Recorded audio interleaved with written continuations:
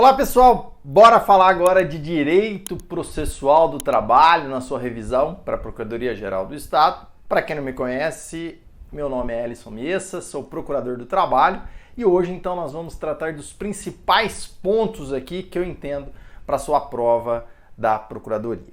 Vamos falar de competência, que é um dos temas mais cobrados quando a gente vai falar nas provas da Procuradoria. E competência a gente tem dois dispositivos que a gente obrigatoriamente tem que saber. É o artigo 114 da Constituição Federal, que trata da competência material da Justiça do Trabalho, e o artigo 651 da CLT, que trata da competência territorial na Justiça do Trabalho. Esses dois dispositivos, obrigatoriamente, vocês devem saber.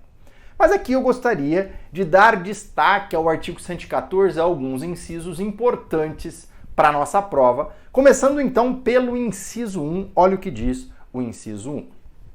Compete à Justiça do Trabalho julgar as ações oriundas da relação do trabalho, abrangidos entes de direito público externo, da administração pública direta, indireta, da União, dos Estados, do Distrito Federal e dos municípios. Então eu quero tratar desta última parte aqui, então, da Fazenda Pública e das pessoas jurídicas de direito privado ligadas ao Estado. Então vamos falar aqui a respeito desta competência da Justiça do Trabalho.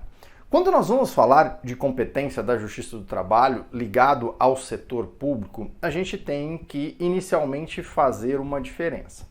Pessoa jurídica de direito privado, então quando a gente fala de sociedade de economia mista e empresas públicas, pelo artigo 170 da Constituição Federal, leva obrigatoriamente ao regime seletista. E aí, portanto, se submete à Justiça do Trabalho às discussões ali ligadas ao contrato de trabalho. Então, por exemplo, se eu tenho lá um Banco do Brasil, vai entrar com uma ação pedindo horas extras, competência da Justiça do Trabalho. Se eu tenho Caixa Econômica Federal, da mesma forma. O problema é quando a gente vai para as pessoas jurídicas de direito público. Então, estou falando da União, do Estado, Federal, municípios, autarquias e fundações. Neste caso, inicialmente, a jurisprudência fazia uma separação. Se fosse regime seletista, tudo ia para a Justiça do Trabalho. Se fosse regime estatutário, tudo ia para a Justiça Comum. E se fosse servidor temporário, lá pelo artigo 37.9 da Constituição Federal, isso também ia para a Justiça Comum. Mas hoje, a jurisprudência vem atenuando um pouco esta competência da Justiça do Trabalho. E o STF, em várias decisões, retira a competência da Justiça do Trabalho, mesmo sendo um regime seletista. E o primeiro caso vem lá no tema 606, que o STF estabeleceu que a natureza do ato de demissão de empregado público é constitucional administrativo e não trabalhista, o que atrai a competência da Justiça Comum para julgar a questão. Então, quando a gente estiver discutindo o ato de demissão de empregado público, ou seja, adotou o regime seletista, se precisa de motivação, como o próprio STF reconheceu que precisa, se não precisa, essa discussão é uma discussão que foge da competência da Justiça do Trabalho, então deve ser julgado pela Justiça Comum, tá? Um outro ponto que, mesmo sendo seletista, o STF entende que a competência é da Justiça Comum, é quando eu estiver discutindo controvérsias ligadas à fase pré-contratual de seleção ou admissão de pessoal, eventual nulidade do certame da administração pública, seja direta, seja indireta. Então aqui, mesmo nas hipóteses em que adota regime seletista de contratação. Então suponhamos que está se discutindo lá o próprio concurso público, adotando o regime seletista. Não tem problema, essa discussão, como é uma discussão administrativa, vai para a Justiça Comum. E recentemente o STF deu uma decisão mais aberta, ainda mais genérica, dizendo o seguinte: a Justiça Comum é competente para julgar a ação ajuizada por servidor seletista contra poder público em que se pleiteia parcela de natureza administrativa. Então, toda vez que a gente entrar no mérito da questão e estiver discutindo ali um aspecto administrativo, mesmo que seja um regime seletista, a competência é da justiça comum, tá? Essa última hipótese, o STF simplesmente modulou os efeitos, porque acabou modificando a competência do trabalho e falou que os processos em que tiver proferido sentença de mérito até 28 de agosto de 2023, quando foi proferida lá a decisão, ficava na Justiça do Trabalho. Todas as demais vão para a Justiça Comum. Em resumo, a gente fica com a seguinte sistemática hoje em dia. A competência é da Justiça do Trabalho quando eu adoto o regime seletista, exceto se discutir matéria administrativa. Por outro lado, a competência será da Justiça Comum nas hipóteses em que eu tenho um regime seletista que discute matéria administrativa, quando eu for discutir um vínculo estatutário ou um vínculo temporário. Nessas hipóteses, a competência passa a ser da Justiça Comum, tá? Então atente-se aí para essas particularidades que o STF traz, porque é extremamente relevante para sua prova, tá? Um outro caso que eu gostaria aqui de trazer para vocês, ainda que não ligada à administração pública, mas é importante vocês saberem, porque é o entendimento do STF, é que quando a gente fala de competência da Justiça do Trabalho, a gente fala que todas as ações que são oriundas da relação do trabalho vão para a Justiça do Trabalho. Então não é simplesmente aquela ação de empregado versus empregador. Então lá se eu tiver uma discussão de um cooperado, se eu tiver uma discussão de um trabalho voluntário, isso é uma relação de trabalho. Então isso vai para a Justiça do Trabalho. No entanto, tem uma particularidade que o STF traz, que é quando a gente está falando a respeito de representante comercial. Então, o representante comercial, ele presta serviço para uma empresa. Isso é uma relação de trabalho, então é uma pessoa física prestando serviço. Mas quando se tratar de representante comercial, se observados os parâmetros da legislação, a competência não é da Justiça do Trabalho, é da Justiça Comum. O STF, então, no tema 550, diz o seguinte: preenchidos os requisitos dispostos na Lei 4.886/65, compete à Justiça Comum o julgamento de processos envolvendo relação jurídica entre representante e representada comerciais, uma vez que não há relação de trabalho entre as partes, tá? Então, aí, neste caso, a competência passa a ser da Justiça Comum, beleza? Um outro aspecto que a gente tem que destacar, e aí voltando aqui à Fazenda Pública para a gente acabar de fechar esse item 1, é que é possível, nós sabemos, que a administração pública altere o regime seletista dela para estatutário. É plenamente possível, então, a gente ter a chamada transmudação do regime.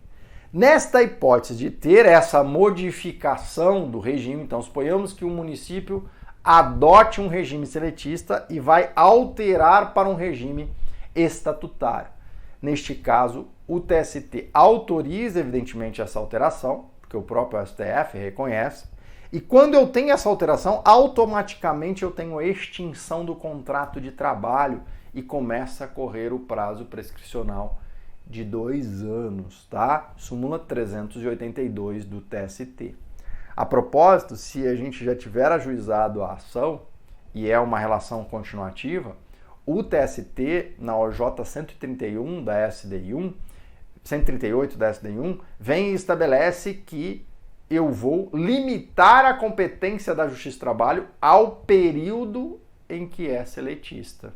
Então, o período pós-alteração, então que passou para o regime estatutário agora, não é mais de competência da Justiça do Trabalho. A Justiça do Trabalho só vai ter competência para o período que era seletista. Beleza? O segundo inciso do artigo 114 fala do exercício do direito de greve, que também é de competência da Justiça do Trabalho. Então, hoje em dia, a discussão de greve vai para a Justiça do Trabalho. No entanto, o STF também tem algumas decisões que limitam a competência da Justiça do Trabalho. Olha o que diz, então, a súmula vinculante número 23 do STF, no seguinte caso: a Justiça do Trabalho é competente para processar e julgar ação possessória ajuizada em decorrência do exercício do direito de greve pelos trabalhadores da iniciativa privada. Então aqui vem o STF e fala, olha, se eu tiver, por exemplo, um interdito proibitório, então tá todo mundo parado lá na frente da empresa e tal, quero entrar com uma ação possessória, banco fazia muito isso, neste caso a competência da Justiça do Trabalho, mas desde que seja iniciativa privada. Se for iniciativa pública, a tendência do STF é levar a competência para a Justiça Comum. A propósito, quando nós estamos falando de dissídio coletivo, o STF tem inclusive uma decisão vinculante no tema 544 que diz o seguinte: a Justiça Comum, federal ou estadual, é competente para julgar a abusividade de greve de servidores públicos seletistas da administração pública direta, autarquias e fundações. Então leva para a Justiça Comum. E aqui eu preciso fazer uma observação para vocês. Quando a gente vai falar de dissídio coletivo de greve, ele tem como objetivo declarar a abusividade do movimento grevista. Então, por exemplo, não avisou a sociedade 72 horas antes de que ia ter a greve, e aí, neste caso, pode ser declarada abusiva a greve, tá? O dissídio coletivo de greve, ele é de competência dos tribunais. Então, quando é na Justiça do Trabalho, vai para o TRT ou vai para o TST, a depender da extensão do conflito. Se for limitado a um tribunal, vai para o TRT. Se for mais do que um tribunal, por exemplo, uma greve nos Correios, aí vai para o TST. E quando a gente traz isso para a Justiça Comum? Quando traz isso para a Justiça Comum, o STF trouxe a mesma coisa para a Justiça Comum. O que significa que, se eu tiver uma greve em âmbito estadual, na administração pública, esse dissídio vai ser ajuizado no TJ. Se eu tiver uma greve que extrapola o âmbito do Estado, esse dissídio vai ser ajuizado no STJ, tá? Então atente-se que isso daí é uma particularidade que o próprio STF trouxe toda essa sistemática da Justiça do Trabalho para a Justiça Comum. Um outro aspecto que a gente tem que destacar quando a gente vai falar também de competência é o inciso 3, ele fala que todas as ações que discutam aspectos sindicais vão para a Justiça do Trabalho. Mas aí vem o STF novamente, seguindo essa sistemática que nós estamos estudando aqui, e diz o seguinte: compete à Justiça Comum processar e julgar demandas em que se discute o recolhimento e o repasse de contribuição sindical de servidores públicos regidos pelo regime estatutário, tá? Então aqui, sempre que for estatutário, qualquer discussão vai para a Justiça Comum, ainda que seja ligada aos sindicatos, tá? Esse é o entendimento do STF. Aliás, se cair na sua prova de acordo com o entendimento do STF e você tiver na dúvida, tire competência da Justiça do Trabalho. O STF, como regra, tira a competência da Justiça do Trabalho, tá? Um outro tema que eu gostaria de trazer para vocês aqui nessa revisão são os prazos diferenciados. Nós sabemos que as pessoas jurídicas de direito público têm prazo diferenciado para a prática de atos processuais, prazo em dobro, tal como o Ministério Público, tal como a Defensoria Pública. Só que aqui no processo do trabalho a gente tem uma particularidade que é a seguinte: entre a notificação, então aqui eu tenho a petição inicial. Tem a petição inicial, aí é feita uma notificação. Essa notificação é diferente lá da sistemática do processo civil. Essa notificação nada mais é do que uma citação, né? Só que lá no processo civil eu tenho um ato praticado pelo juiz e aí é feita a citação. Aqui a citação é um ato meramente de secretaria. Então expede-se essa citação por via postal, presume recebida 48 horas depois da sua postagem e uma vez recebido, entre o recebimento e a primeira audiência, tem que ter um intervalo mínimo de 5 dias. No entanto, quando se trata da administração pública, esse prazo é de 20 dias, ou seja, 4 vezes o prazo do particular que está lá no artigo 841 da CLT. Ah, professor, mas onde está isso? Está no Decreto-Lei 779 de 69. Ele fala que é um prazo em quadro para a administração pública. Isso aqui seguia a sistemática anterior que a gente tinha prazo em quadro para contestar, em dobro para recorrer. Hoje esse prazo em quadro mantém aqui na Justiça do Trabalho. Então, embora não exista mais esse prazo em quadro por lá no processo civil, aqui na Justiça do Trabalho ainda existe. E é importante vocês olharem esse decreto 779/69, que tem lá um artigo, mas traz alguns incisos ali relevantes para a sua prova, tá? Então, atentos para essa particularidade. Um outro ponto que eu gostaria aqui de destacar é quanto às custas processuais. As custas processuais, a Fazenda Pública, ela é isenta do pagamento de custos processuais. Aqui no processo de trabalho, as custas processuais, a gente nunca tem antecipação de custos. Não paga custos para entrar com o processo. Diferente do processo civil. Aqui, se paga o vencido que vai pagar lá, depois do trânsito julgado, que vai pagar então as custas processuais. Salvo quando vai interpor recurso. Quando vai interpor recurso, as custas processuais se tornam um pressuposto recursal. E aí tem que fazer o pagamento. Ah, professor, mas você falou que a administração pública não paga. Realmente, pessoa jurídica pública, então a Fazenda Pública, não paga as custas processuais. Mas por que eu estou falando dessa temática? Porque a gente tem um ponto importante que está no artigo 790-A, parágrafo único da CLT, que é o seguinte. Suponhamos que eu tenha uma ação ajuizada por um trabalhador e ele dá o valor à causa de R$10.000 contra a Fazenda Pública. E aí ele perde esta ação. Foi julgado, então, improcedente os pedidos dele. Quando julga improcedente, paga-se 2% sobre o valor da ação. Então lá ele vai ter que pagar ali os R$200 para entrar com recurso se ele não for beneficiário ser gratuito. Entra com recurso ordinário, que o recurso aqui para levar para o TRT é o recurso ordinário, chega no TRT, o TRT reverte, fala, ó, você tem razão, vamos condenar agora a administração pública a te pagar horas extras no valor de R$10.000.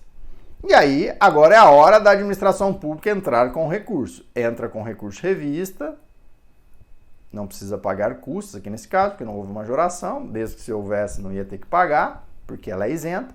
Chega lá no TST, mantém a condenação da administração pública. O que acontece aqui neste caso? Mesmo a administração pública sendo isenta do pagamento de custas, como aqui embaixo o trabalhador pagou essas custas e ele não é obrigado a pagar, porque houve reversão da condenação, a administração pública deve devolver esse dinheiro ao trabalhador, tá? Ah, professor, mas ela é isenta. Mas neste caso de reversão, há necessidade de devolver o dinheiro para o trabalhador, não se retira o dinheiro da União, que já foi pago as custas. Então, a própria Fazenda Pública vai ter que devolver esse dinheiro para o trabalhador, tá? Isso está lá no parágrafo único do artigo 790-A da CLT, tá? Um outro aspecto que a gente tem que destacar, já que a gente está falando do artigo 790-A da CLT, é que esse dispositivo ele fala que as entidades fiscalizadoras do exercício profissional, então, por exemplo, um CREA, um OAB, teria que pagar as custas. O STF não entende assim. O STF na ADI 7474, me fugiu aqui o número da ADI, ele vem e fala expressamente que as entidades fiscalizadoras elas são reconhecidas como autarquias especiais. E como é uma autarquia especial, não precisa pagar custas, tá? Então, mesmo estando lá no parágrafo único do artigo 790-A, que as entidades fiscalizadoras devem pagar custos, você vai colocar na sua prova que não precisa pagar custos, tá? Um outro tema muito recorrente nas provas de processo do trabalho é o chamado jus postulante. Professor, o que é jus postulante? Lá no processo civil, nós sabemos que a capacidade postulatória ela é concedida ao advogado. Então, a parte precisa ter um advogado para ir em juízo. Aqui no processo do trabalho, o artigo 791 da CLT autoriza que tanto o empregado como o empregador possam ir a juízo sem a necessidade de um advogado. Ou seja, confere-se às próprias partes a capacidade postulatória. Isso é o jus postulante. O jus postulante, então, nada mais é do que a concessão de capacidade postulatória ao empregado e ao empregador, seja nos dissídios individuais, seja nos dissídios coletivos. Embora esse dispositivo ele traga essa possibilidade das próprias partes irem a juízo, O TST, na súmula 425, limita o alcance deste jus postulante. E ele diz o seguinte: olha, tudo bem, empregado e empregador podem ir, exceto nos recursos de competência do TST. Então, quando vai lá para o TST, gravatado só para entrar, só advogado que pode então entrar com recurso no TST. Não se aplica o jus postulante. Segunda hipótese, quando se tratar de ação rescisória. Terceira hipótese, mandado de segurança. Quarta hipótese, antiga ação cautelar. Nessas 4 hipóteses aqui, obrigatoriamente eu preciso de advogado e, portanto, eu não vou ter o jus postulante. Na primeira hipótese que eu falei lá, recursos no TST, acaba, de certo modo, então, limitando o jus postulante à vara do trabalho e ao TRT. Então, só existe jus postulante na vara do trabalho no TRT, lá no TST. Não, tá? Embora a súmula diga só dessas 4 hipóteses, tem uma outra hipótese extremamente relevante que vocês devem estudar, que vai cair na sua prova também, é o artigo 855B e seguintes, o B, o C, o D e o E, que trata do processo de jurisdição voluntária para homologação de acordo extrajudicial. O que é esse processo de jurisdição voluntária? Hoje em dia, autoriza-se que as partes possam fazer um acordo fora da Justiça do Trabalho, mas para que tenha validade jurídica, ela tem que trazer para o juiz homologar. E aí, quando ela traz, ela precisa de um processo de jurisdição voluntária para homologar este acordo extrajudicial. Isso, então, está nesse dispositivo. Esse dispositivo, 855B, vem e diz, olha, para entrar com esse processo de jurisdição voluntária, necessariamente, as partes devem ter advogados distintos. Então, reclamante com seu advogado, reclamada com o seu advogado. O que significa, portanto, que eu não aplico jus postulante. Então, não se aplica jus postulante quando a gente está falando de processo de jurisdição voluntária, tá? Um outro aspecto que a gente tem que destacar é quando a gente está falando de administração pública. Quem que representa a administração pública, já que ela não tem vontade própria, ela é uma pessoa jurídica?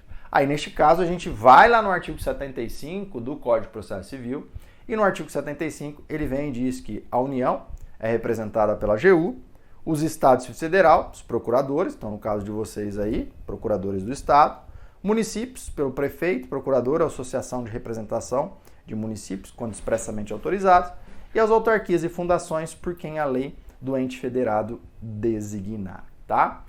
Aqui é interessante a gente destacar um aspecto relacionado às autarquias e às fundações. O STF veio e criou uma restrição quanto à possibilidade de eu ter ali procuradores de autarquias e de fundações. Veio inicialmente na ADI 145, o STF diz o seguinte: para o STF, os procuradores dos estados e dos Distrito Federal são os únicos responsáveis pela representação judicial da unidade federada, incluindo autarquias e fundações. Portanto, após a Constituição Federal, não é possível a criação de órgãos jurídicos distintos da Procuradoria-Geral do Estado, isto é, a criação de procuradorias de autarquias e fundações. Se já existentes ao tempo da Constituição Federal, seus procuradores não podem mais fazer a representação judicial dos entes, mas apenas consultorias jurídicas, tá? Me permito aqui, trouxe um trecho do meu livro, mas aqui só para deixar claro para vocês esse aspecto. E hoje o STF, em 2023, novamente veio e destacou isso na ADI 6397 e firmou a seguinte tese: ó, é inconstitucional a criação de procuradorias autárquicas no âmbito dos estados e do Distrito Federal em razão da violação da unicidade orgânica da administração pública estadual, tá? Então atente-se aí para esse aspecto quando a gente estiver falando de representação da pessoa jurídica, beleza? Um outro ponto que a gente tem que destacar quando a gente vai falar de processo do trabalho é uma temática que a gente tem, lá veio com a reforma trabalhista, que é a petição inicial, a necessidade de indicar o valor dos pedidos. Não simplesmente o valor da causa, mas o valor dos pedidos. Antigamente, o valor dos pedidos era só no rito sumaríssimo, que são aquelas causas até 40 salários mínimos. A administração pública nunca se submete ao rito sumaríssimo. O próprio artigo 852-A da CLT não submete a administração pública ao rito sumaríssimo, tá? O parágrafo único. Mas, quando nós íamos para o rito ordinário não precisava de valor nos pedidos. Hoje sim, hoje obrigatoriamente precisa. No entanto, a SDI pacificou o entendimento lá no TST, no sentido de que este valor do pedido é meramente aleatório. Ele não gera uma fixação, de modo então que o juiz pode condenar num valor maior do que estabelecido ali no pedido, ou até mesmo um valor menor, evidentemente. Mas ele não gera limitação, ele é meramente estimativo. Então esse valor é meramente estimativo. Um outro aspecto que eu gostaria de destacar aqui com vocês é que, uma vez feita a petição inicial, o próximo passo no processo do trabalho é ir para uma audiência. E aqui na audiência, no processo de trabalho, como regra, as próprias partes devem estar ali na audiência, mas pode acontecer da gente ter ausência das partes nesta audiência. Então, suponhamos que o reclamante não compareceu na audiência inaugural. O que acontece neste caso? Quando o reclamante não comparece nessa audiência inaugural, a gente tem o arquivamento da reclamação trabalhista. E o artigo 844 da CLT fala que ele vai ter que pagar as custas processuais, mesmo sendo beneficiário da justiça gratuita. O STF, na DI 5766, reconheceu a constitucionalidade do 844, parágrafo 2º da CLT. Então, mesmo sendo beneficiário de justiça gratuita, se ele faltar na audiência inaugural, ele vai ter que pagar as custas processuais. Agora, se ele não faltar, ele compareceu e quem faltou foi a reclamada, aí neste caso a gente tem revelia e confissão quanto à matéria de fato. Atente-se!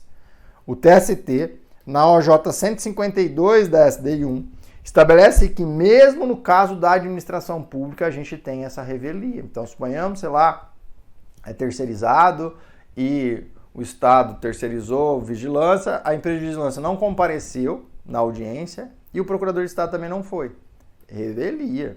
Então aqui a gente não vai afastar os efeitos da revelia quando se trata de administração pública, o TST tem esse entendimento, tá?